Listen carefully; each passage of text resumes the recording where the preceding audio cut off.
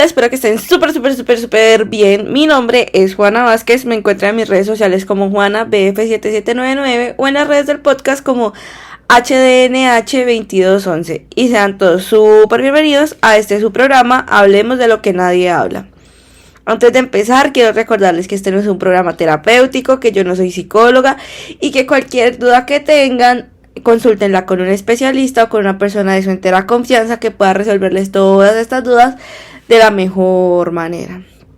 Bueno, el día de hoy vamos a hablar de maternidad y vamos a explorar como toda esta temática, pero lo vamos a hacer devolviéndonos un poco en las generaciones, porque hoy traigo a una súper invitada para que nos hable. Recuerden que este programa siempre se ha basado en opiniones y experiencias personales. Todos los consejos, historias y demás que se cuenten aquí no son propiamente lo exacto o la verdad absoluta, pero lo que les sirva lo pueden coger, lo que no les sirvan lo desechan, y así con todos los capítulos de este podcast. Así que recibamos a mi invitada especial, Evelyn Flores, alias mi mamá. Hola, madre. Hola, hija. ¿Cómo estás? Bien. ¿Emocionada de estar aquí? Bastante. Bueno, madre, cuéntanos quién eres, a qué te dedicas, qué haces, Bueno, pues en el momento soy ama de casa, pero soy abogada. Soy egresada de la Universidad Javeriana en el año 94. Me he desempeñado en varios cargos gerenciales y cargos jurídicos. Ahorita estoy dedicada a la jubilación, a cuidar a mi familia, y por ahí de vez en cuando llevo procesos y hago asesorías jurídicas. Bueno, mi mamá se presentó ella está en entrevista de trabajo conmigo, ella se sintió en entrevista de trabajo, pero pues ya poco a poco va a ir soltando. Bueno, madre, pues para los que no sepan, yo tengo una hermana. Y digamos que dentro de todo yo fui un accidente de la naturaleza, porque se suponía que yo no debería estar aquí, pues por diferentes métodos que después más adelante vamos a hablar. Pero entonces cuéntanos qué fue criar a mi hermana en esa época. Pues criar a tu hermana en esa época fue muy difícil porque yo era mamá primeriza, entonces las mamás primerizas cometemos todos los errores del mundo. Y como por ejemplo que un día me dijeron que le diera un pocilladito de sopa a tu hermana, y se referían a un pocillito como los pocillitos de café de Colombia, y yo le di un pocillo chocolatero de sopa y terminé en urgencias con ella. Se me descoordinaba mucho en las horas de los teteros, pero fue un caos, pero bonito, hasta que aprendí. Y ya después me fue muy fácil seguirla criando y hacer de ella una buena mujer, lo que es en este momento, y una profesional. Bueno, pues recordemos que mi hermana nació en 1990, o sea, mi hermana y yo nos llevábamos 10 años de diferencia. Y cuéntanos cómo fue el proceso de escolaridad de mi hermana, cómo lo sentiste, ¿crees que hoy en día hay menos bullying que en esa época o más bullying? La época de tu hermana fue una época para mí muy fácil porque yo no tuve problemas con Luisa Fernanda con la cuestión del bullying, pero de esa época a esta época a mí se me hace que hay más bullying en esta época. Los niños no los dejan vivir como niños y no los dejan manejarse como niños, sino que los llevan hacia un sistema de matoneo y de bullying para que los niños puedan ser aceptados dentro de la sociedad de los colegios. Sí, creo que es una situación bastante delicada, bastante dura. Y ahora, ¿cómo fue el proceso de tener a mi hermana ahorita en este mundo de la adolescencia? ¿Cuáles fueron esas cosas retadoras de la adolescencia de mi hermana? Difícil, muy difícil, porque no sé si solamente es la mía, pero los genios son muy volátiles. O sea, un día amanecen de un genio divino, el otro día amanecen de un genio terrible, otro día no quieren que les hablen, otro día quiere que uno parezca una cajita de música. Pero es difícil, hay que saberlo llevar y saberlos manejar, porque ahí es donde está el peligro de que los muchachos se vayan a buscar las malas compañías, las drogas y todo eso. Listo, entonces ya nos vamos a ir como 10 años después. Bueno, les voy a ir contando un poco. Mi mamá se había hecho la ligadura de trompas con cauterización y pues 10 años después conocí a mis papás. Ya todos sabemos lo que pasó, no nos interesa. Y pues me tienen a mí, que fue una sorpresa para ellos porque ninguno de los dos planeaba tener más hijos. Y entonces, digamos que dentro de comillas, porque definitivamente ser padre se puede a cualquier edad y si uno lo trae con amor y si uno quiere vivir esta maternidad o esta paternidad a cualquier edad se puede, pero pues obviamente yo para esa época ellos ya eran considerados como padres viejos. Entonces, bueno, madre, ¿cómo fue? Primero, ¿cómo fue esa sorpresa de saber que vas a ser madre otra vez a tus 38, 39 años? Pues fue una sorpresa porque yo me había hecho una intervención quirúrgica para que tengan mucho cuidado las que les hacen, no ligaduras, sino las que les cortan las trompas y se las cauterizan. Que a uno le dicen que no puede volver a quedar en embarazo en la vida. Pues yo 10 años después quedé en embarazo de Juanita. Primero fue una sorpresa muy grande. Al mismo tiempo fue felicidad, pero al mismo tiempo tenía complicaciones porque ya yo no tenía ni 20 ni 15 años, yo ya estaba de 39 años, entonces un embarazo a los 39 años pues no es tan fácil, estuve de embarazo de alto riesgo.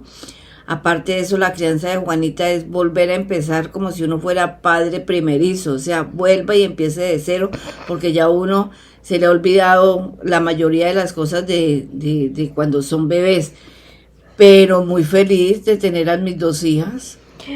Y cuéntame, bueno, ¿cuál fue esas dificultades que tuviste cuando yo era recién nacida? ¿Cuáles fueron los cambios que viviste de generación en generación? Porque definitivamente yo creo que sí deben haber algunos cambios también por el avance de la tecnología, por diferentes maneras de crianza, por todo lo que se vivió en esta era.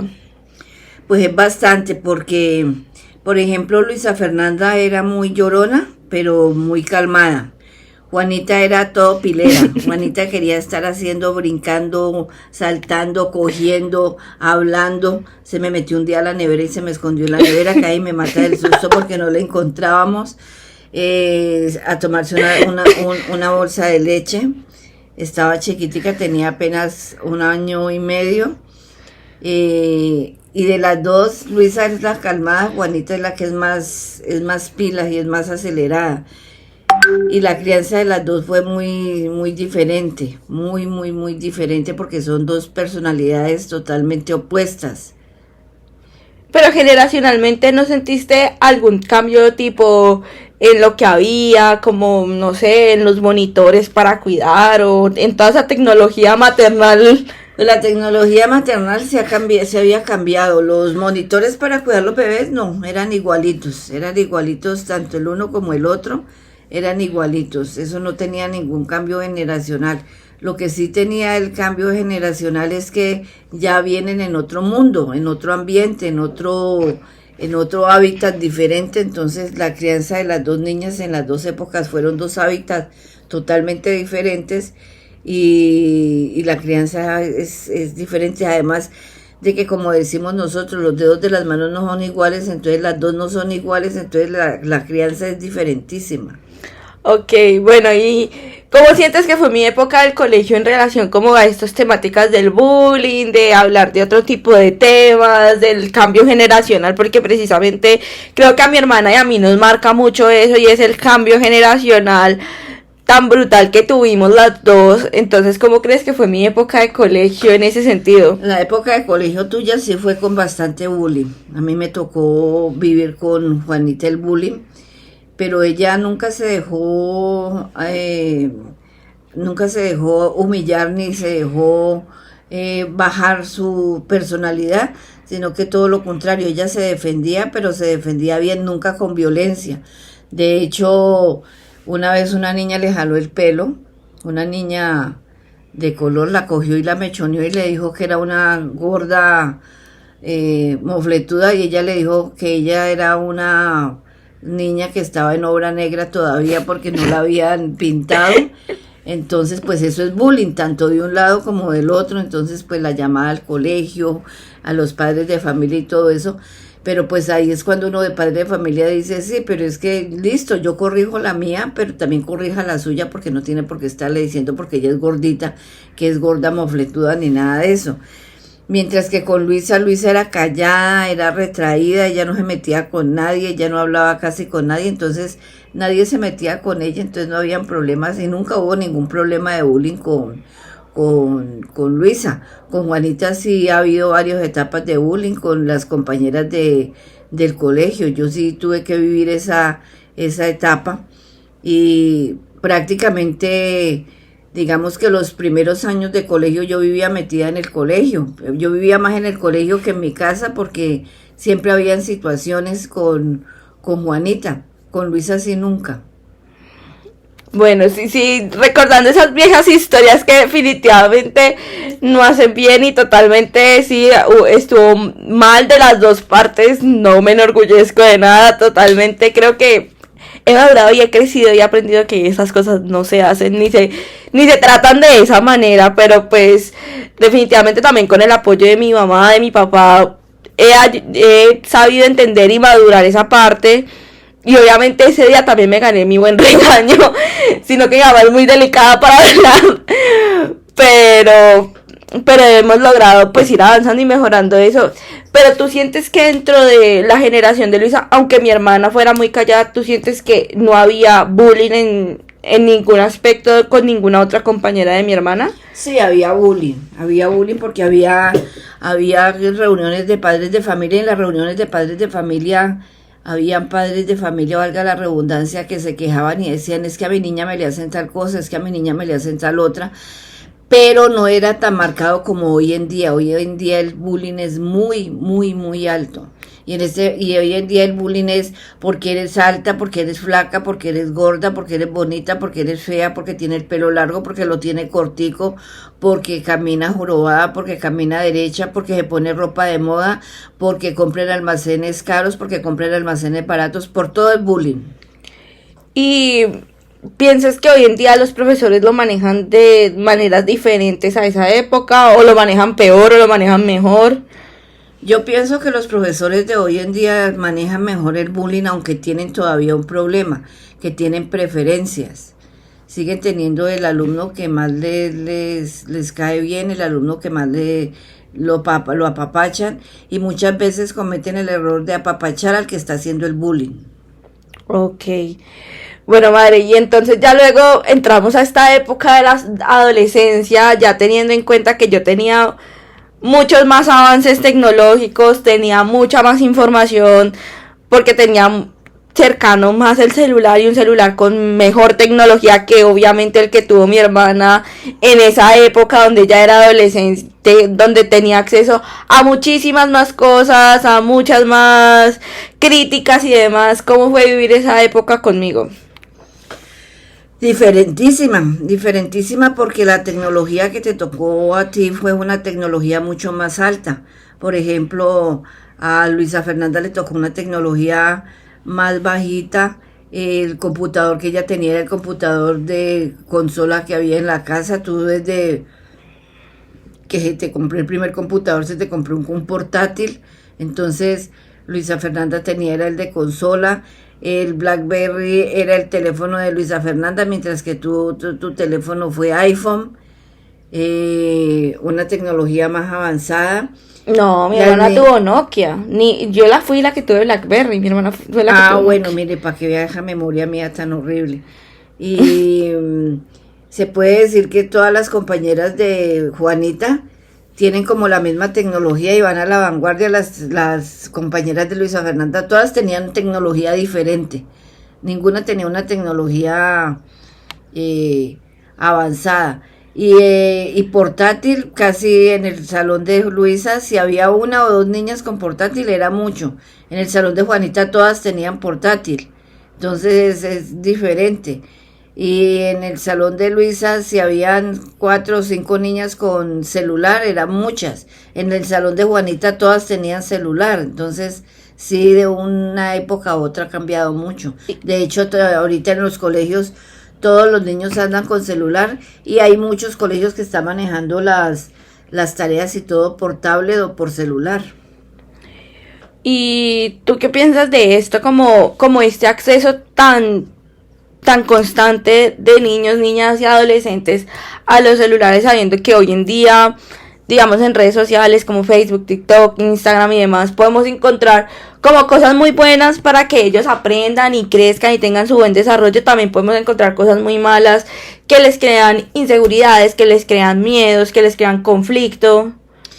Eso es responsabilidad de nosotros los padres, que tenemos que coger los celulares de nuestros hijos, sobre todo los que están pequeños, y colocarles el seguro a las páginas que no queremos que ellos visiten, aunque eso es un seguro a medias, porque si no lo tiene el de la casa, lo tiene el de la calle. Entonces el compañerito que está en el colegio le va a mostrar la página, o la compañerita. Entonces, de todas maneras, es una situación que es muy, muy crítica, porque no todos los padres tienen la misma disposición de controlar a sus hijos. Entonces, por más que uno los quiera controlar y por más que uno le coge seguros, le ponga seguros a los teléfonos, le ponga seguros a las tablets y todo eso, en la calle están los compañeritos que no les colocan ninguna seguridad, que no les colocan ningún cuidado, y ellos están retroalimentando a los otros de las barbaridades que se viven ahorita en la calle. Desde comprar droga por celulares, comprar droga por tablet,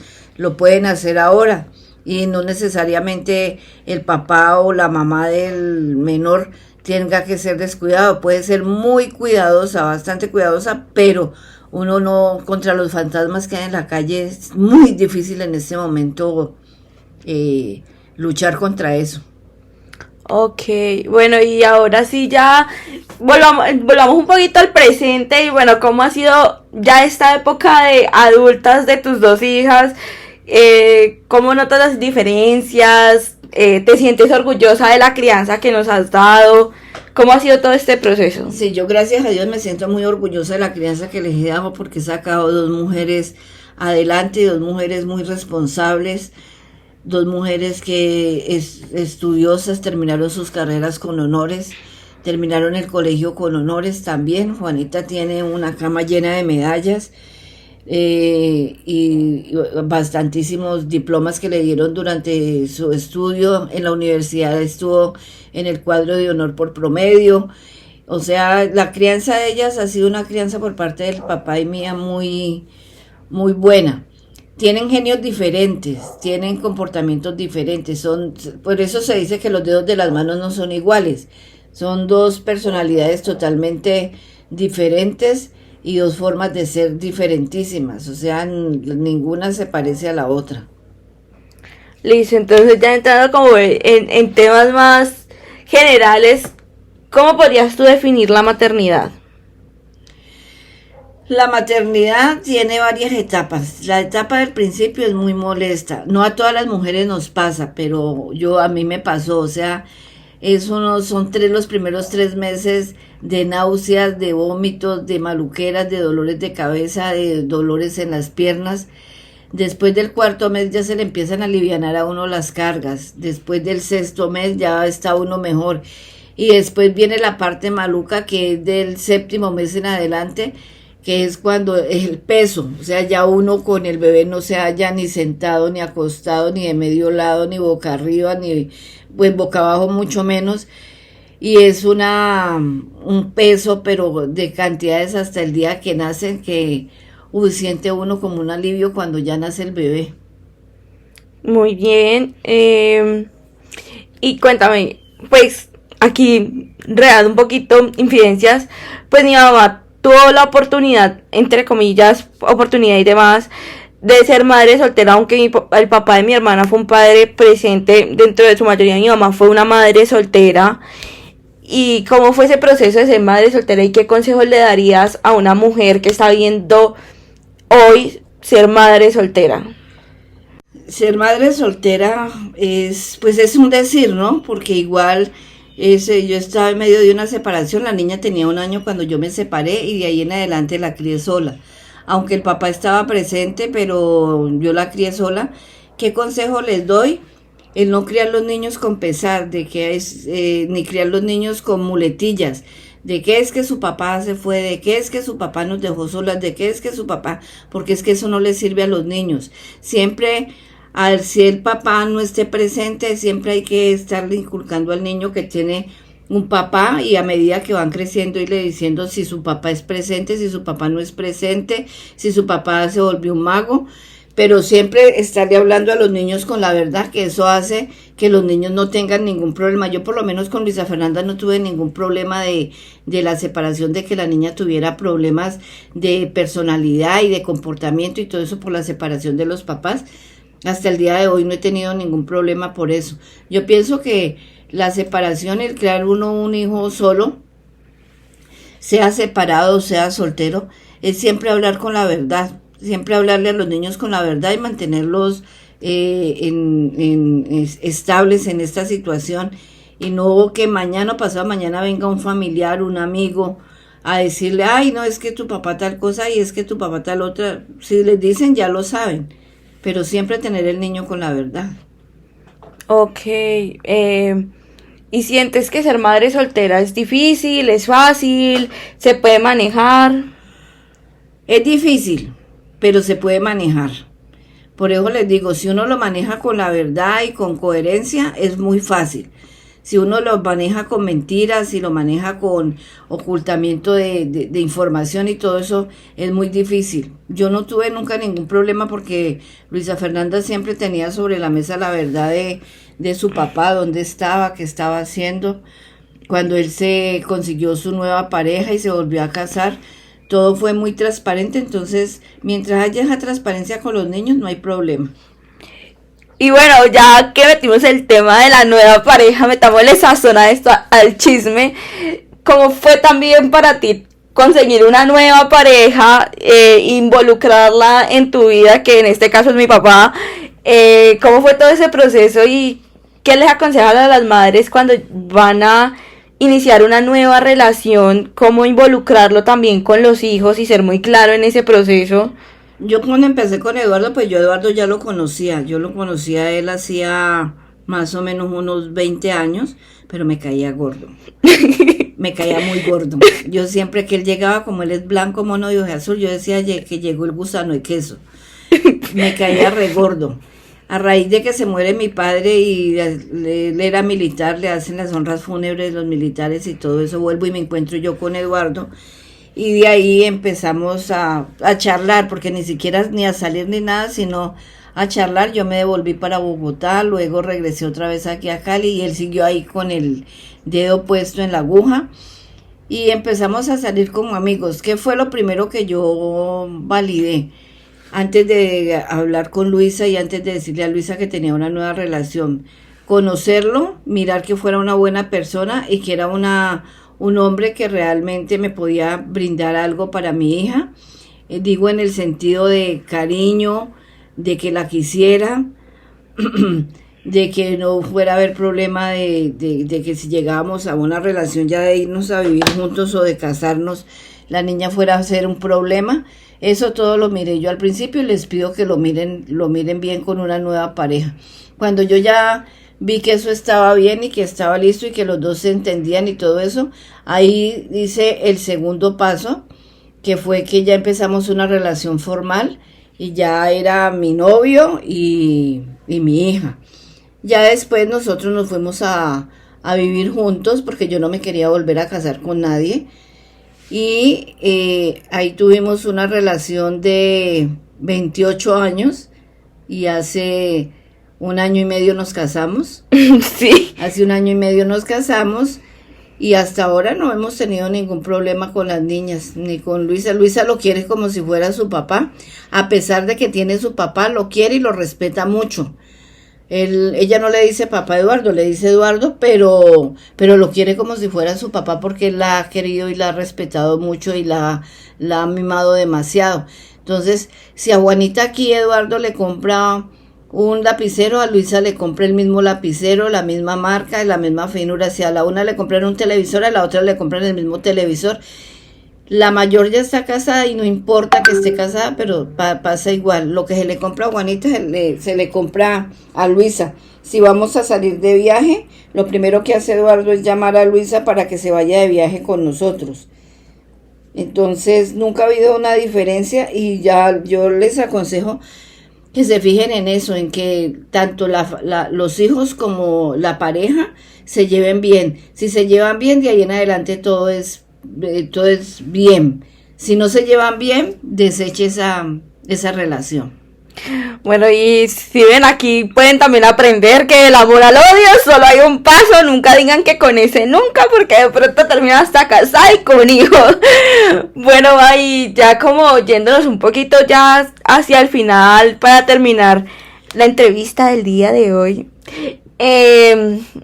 Cuéntame, ¿qué piensas tú de que la maternidad tiene que ser deseada? Porque hoy en día se escucha mucho esto, digamos por la cuestión que se ha abierto un debate sobre el aborto y demás. Se ha escuchado mucho esto de que la maternidad tiene que ser deseada, que no deben obligar, porque también sabemos que existen estos casos de padres y madres que ven a su hija embarazada, entonces la obligan a tener este bebé, y la niña de verdad no quiere, o la mujer o la adolescente no quiere tener este hijo y es obligada a tenerlo y es criticada si no lo hace. Entonces, ¿tú qué piensas? ¿La maternidad tiene o no tiene que ser deseada? Pues hombre, la maternidad tiene que ser deseada. Desafortunadamente hay muchos embarazos que no son deseados por accidentes. Por eso dicen que los métodos anticonceptivos no son 100% seguros. Mírenme a mí, con una cirugía que se llama una Pomeroy, segurísima yo de que nunca más iba a volver a estar en embarazo. A los 10 años quedé en embarazo. Eso es un embarazo no deseado, ¿sí? Pero yo más sin embargo dije, voy a seguir con mi embarazo y voy a tener a mi bebé. En ese momento no sabía si era niño o niña. Igual es quererme yo y querer mi cuerpo. Ahora, las niñas de ahora, la mayoría se embarazan sin querer, se embarazan por un accidente, por una noche loca, una noche de copas, porque no tuvieron la precaución de tomarse bien el anticonceptivo, porque se les rompió el condón, por tantas situaciones que se presentan ahora. Pero yo digo que es responsabilidad, cada persona tiene que pensar con responsabilidad qué va a hacer con su embarazo. No estoy de acuerdo que los papás obliguen a las niñas a tener los bebés, ni a casarse, ni a que tiene que hacer una relación bien llevadera con el papá de su hijo, porque no se sabe las circunstancias ni lo que está manejando la niña. Yo digo más bien que se sienten con ellas, se hablen a ver qué es lo que quieren. Yo no estoy de acuerdo con el aborto, Juanita lo sabe, yo no estoy de acuerdo con el aborto, pero si hay una persona que no quiere tener un bebé, pues hombre, délo en adopción, ya quedó embarazada, délo en adopción. En Colombia hay muchas parejas que desean tener bebés y no los pueden tener, y en el bienestar familiar y en las casas de adopción, que aquí hay como 14, ahí compaginan a los nuevos padres con la nueva mamá durante el embarazo. Entonces, ¿por qué no dan el niño en adopción? ¿Para qué se van a poner a abortar y a meterse en un peligro que no saben si van a salir bien o mal? Porque desafortunadamente la mayoría de los abortos se los hacen en clínicas clandestinas y no en una clínica común y corriente, porque no los hacen, a pesar de que la Constitución dice que está autorizado y que está aprobado el aborto en Colombia. Eso es mentira, todavía no las clínicas. Si yo voy a una clínica, por ejemplo, como en Baraco en este momento, a decir que me quiero practicar un aborto, me van a decir que no me lo pueden hacer, porque clínicamente y quirúrgicamente no tengo ningún motivo para que me hagan un legrado. Entonces, esto es de cuidado, esto es de orientar bien a nuestros hijos, y no solamente las niñas, es de orientar a niños y niñas. Porque es que cuando se embarazan, no se embaraza uno, se embarazan dos, y tiene el problema tanto la niña que está embarazada como el muchacho que la dejó embarazada. Entonces yo sí soy de la de la partida de que, de los de la adopción, o sea, vaya a las casas, a una de las 14 casas que hay para adopción y digas, estoy embarazada, no lo quiero tener, pero no lo aborte. Bueno, pues esta es una discusión que podemos tener luego porque yo soy una persona que sí está a favor del aborto. Entonces, esto es una discusión que se genera en casa muchas veces y hablamos del tema, pero pues estamos abiertos a todas las opiniones definitivamente. Sé que muchos de los que nos están escuchando están a favor y otros que nos están escuchando estarán en contra, pero pues esto es una discusión que tanto familiar y como en la sociedad siempre nos ha tendido a dividir, y lo más importante es escuchar y no juzgar a quienes piensan diferentes a nosotros para tratar de crear comunidad y también para tratar de entender y para poder llevar los temas de la mejor manera. Bueno, madre, cuéntame, ¿te gustó la entrevista? ¿Cómo te sentiste? Me gustó mucho y sobre todo que se hablaron temas de actualidad, y lo que más me gustó fue poderte ayudar en este segmento. Muchas gracias, mami, por estar aquí. Gracias a todos ustedes por escucharnos. Bueno, esto va muy ligado al capítulo anterior de quién soy, porque escucharon un poquito más de mi historia familiar, escucharon a mi mamá, la pudieron conocer. No les prometo tener aquí a mi papá porque dudo que mi papá sea partícipe, porque a él le da mucha pena este tipo de cosas. Mi mamá es un poquito más abierta y más extrovertida para hacer este tipo de cosas, pero si logramos convencerlo, claro que lo tendrán por aquí. Los amo, gracias por escucharme. Chao.